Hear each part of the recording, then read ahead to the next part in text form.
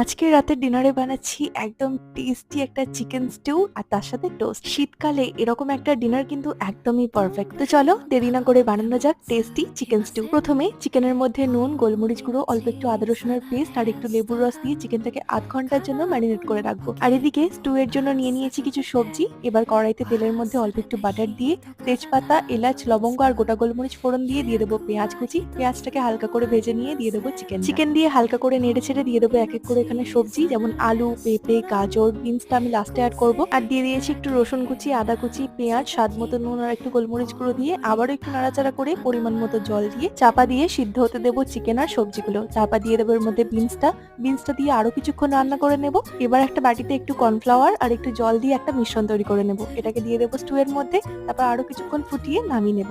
তারপর ওপর থেকে একটু বাটার আর গোলমরিচ গুঁড়ো দিয়ে সার্ভ করছি গরম গরম চিকেন স্টু আর টোস্ট। কেমন লাগলো জানিও।